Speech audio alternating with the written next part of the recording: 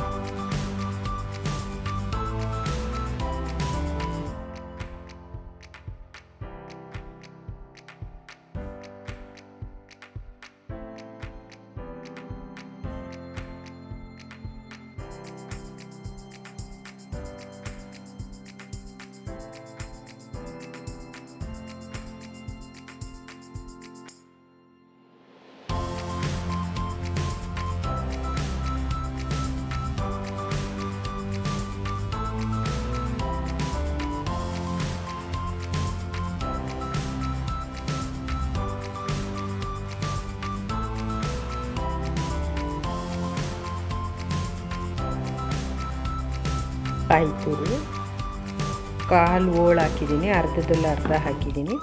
1 ಇಂಚು ಚಕ್ಕೆ, 4 ಲವಂಗ, ಸ್ವಲ್ಪ ಒಂದು 1/4 ಸ್ಪೂನು, ಅರ್ಧ ಸ್ಪೂನ್ಗಿಂತ ಕಡಿಮೆ ಶುಂಠಿ ಬೆಳ್ಳುಳ್ಳಿ ಪೇಸ್ಟು, ಸಾಂಬಾರು ಸೊಪ್ಪು, ಪುದೀನ ಸೊಪ್ಪು, 1 ಸ್ಪೂನು ಹುರ್ಗಡ್ಲೆ, 2 ಟೊಮೆಟೊ. ನೋಡಿ, ಇವಾಗ ಮಸಾಲೆ ರೆಡಿ ಆಯಿತು. 1 ಟೇಬಲ್ ಸ್ಪೂನ್ ಎಣ್ಣೆ ಹಾಕಿದ್ದೀನಿ.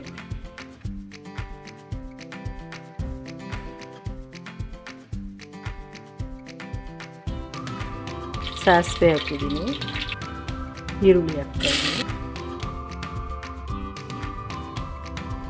ಮೆಣಸಿನ್ಕಾಯಿ ಹಾಕ್ತಾಯಿದ್ದೀನಿ,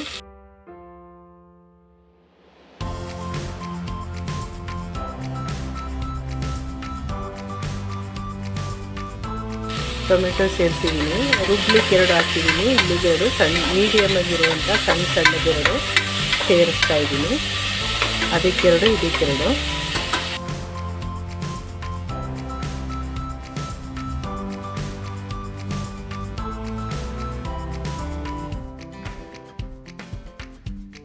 ಕರಿಬೇವು ಸೇರಿಸ್ತಾ ಇದ್ದೀನಿ.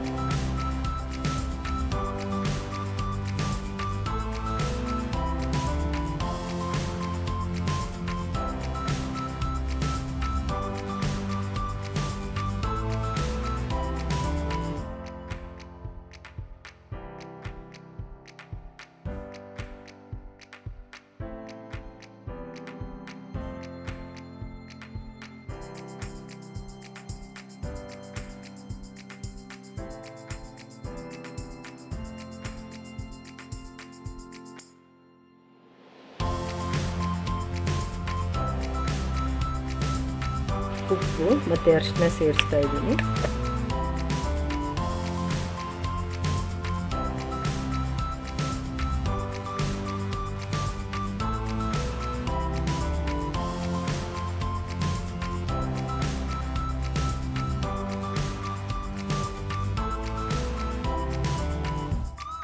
ಚೆನ್ನಾಗಿ ಬಾಡಿಸಿರಬೇಕು, ನಂತರ ಖಾರ ಸೇರಿಸ್ಬೇಕು.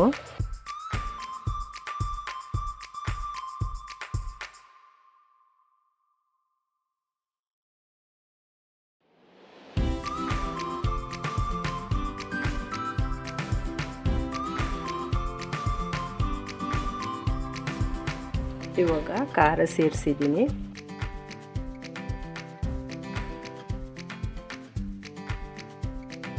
ಒಂದೂವರೆ ಟೇಬಲ್ ಸ್ಪೂನು ಸಾಂಬಾರು ಪುಡಿ, ಖಾರದ ಪುಡಿನ ಸೇರಿಸಿದ್ದೀನಿ. ಈಗ ಇಷ್ಟು ಸಾಕು. ಇದಕ್ಕೆ ಈ ಥರನೇ ಇರಬೇಕಿದು. ಚಪಾತಿಗೆ, ದೋಸೆಗೆಲ್ಲ ತಿನ್ನಲಿಕ್ಕೆ ನೋಡಿ ಹೀಗೆ ಹದವಾಗಿದೆ. ಈಗ ಇದು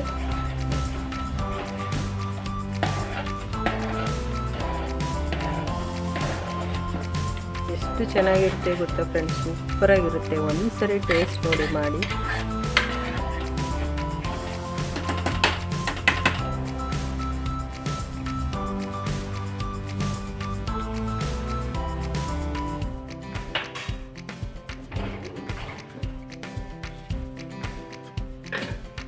ಮೊದಲು ಸ್ವಲ್ಪ ಉಪ್ಪು ಸೇರಿಸಿದ್ದೀನಿ, ಇವಾಗ ಸ್ವಲ್ಪ ಸೇರಿಸ್ತಾ ಇದ್ದೀನಿ.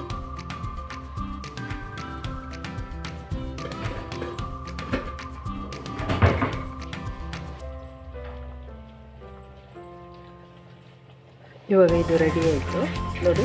ಇಷ್ಟಾದ ಸಾಕು. ಈಗ ಇದು ಕರೆಕ್ಟಾಗಿದೆ. ಇವಾಗ ನಾನು ಇದನ್ನು ಇದಕ್ಕೆ ಬೇಕಿದ್ದಲ್ಲಿ ಹೂಕೋಸು ಸೇರಿಸ್ಕೋಬೋದು ಮತ್ತು ಆಲೂಗೆಡ್ಡೆ ಸೇರಿಸ್ಕೋಬೋದು. ನಾನು ಏನು ಸೇರಿಸ್ತೇನೆ ಹಾಗೆ ಮಾಡ್ತಾಯಿದ್ದೀನಿ. ಇದು ಚೆನ್ನಾಗಿರುತ್ತೆ. ಈಗ ಮಾಡಿದ್ರೂ ಸಹ ತುಂಬ ಚೆನ್ನಾಗಿರುತ್ತೆ. ಇವಾಗ ನಾನು ಇದನ್ನು ಕ್ಲೋಸ್ ಮಾಡ್ತೀನಿ. ಇದು 2 ವಿಸಲ್ ಬಂದರೆ ಸಾಕು. ನೋಡಿ ಇವಾಗ ರೆಡಿ ಆಯಿತು ಬಟಾಣಿ ಗ್ರೇವಿ. ನಾನು ಸಾಂಬಾರು ಸೊಪ್ಪು ಹಾಕ್ತಾಯಿದ್ದೀನಿ.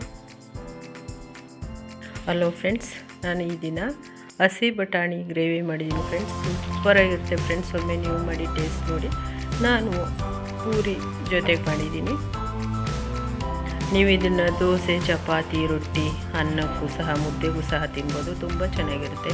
ಒಮ್ಮೆ ಮಾಡಿ ಟೇಸ್ಟ್ ನೋಡಿ. ತುಂಬ ಸಿಂಪಲಾಗಿ ಸಹ ಇದೆ. ಎಂಥ ತುಂಬ ಸಾಮಾನುಗಳನ್ನು ಹಾಕಿ ಏನು ಮಾಡಬೇಕು ಅಂತೇನಿಲ್ಲ.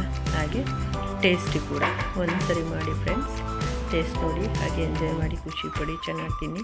ಹಾಗೆ ಫ್ರೆಂಡ್ಸ್ ಮರೆಯದೆ ಲೈಕ್ ಮಾಡಿ, ಶೇರ್ ಮಾಡಿ, ಕಮೆಂಟ್ಸ್ ಮಾಡಿ, ಸಪೋರ್ಟ್ ಮಾಡಿ, ಸಬ್ಸ್ಕ್ರೈಬ್ ಮಾಡಿ ಫ್ರೆಂಡ್ಸ್.